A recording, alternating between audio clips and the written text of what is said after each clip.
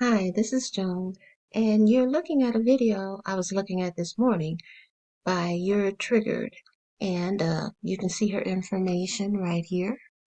And she's asking a question, why are men so violent?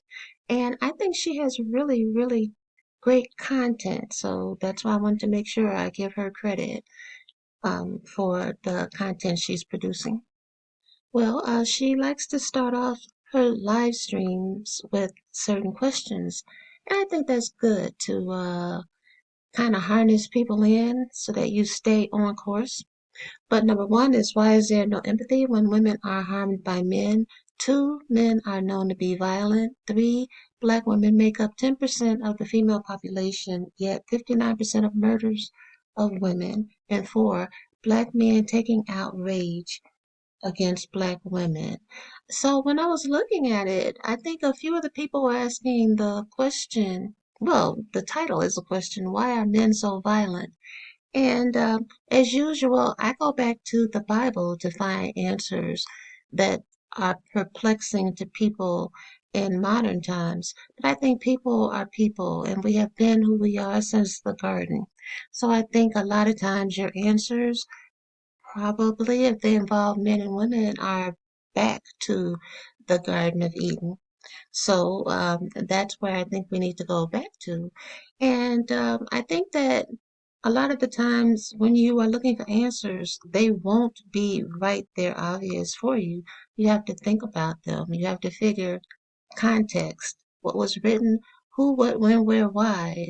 That are they saying this or did they do this?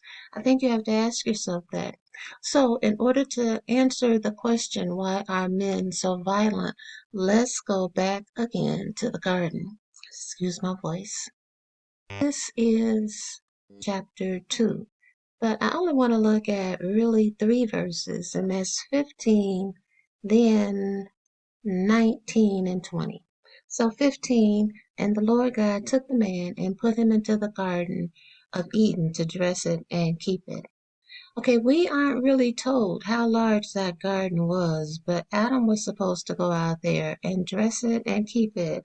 So we don't know how large the vegetation was there, but I think that in order for him to dress it and keep it, he's got to use his mind, but he's also really got to be physically in shape.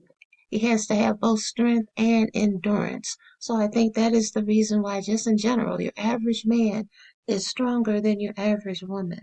Because it was man that God told to dress and keep the garden, not women.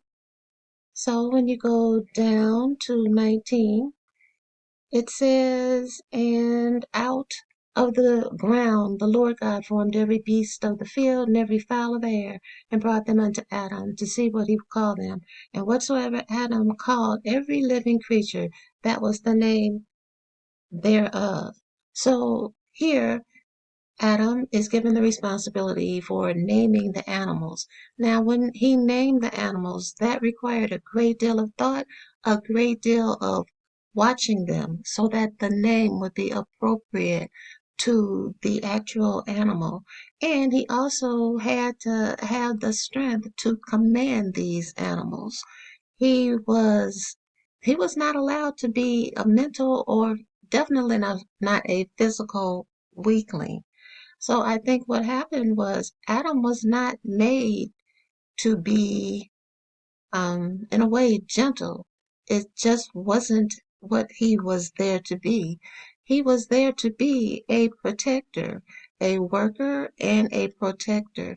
And who was he there to protect? Well, 21, I know I said only three, but let me add this. And the Lord God caused a deep sleep to fall upon Adam, and he slept, and he took one of his ribs and closed up the flesh thereof. And you know the rest of the story. From that rib, even though definitely I don't think it was a rib, I kind of wonder if it wasn't a liver, because a liver grows back. But in any case, from this supposed rib, Eve came. Now, he wasn't allowed to get Eve until he proved himself to be physically and mentally fit.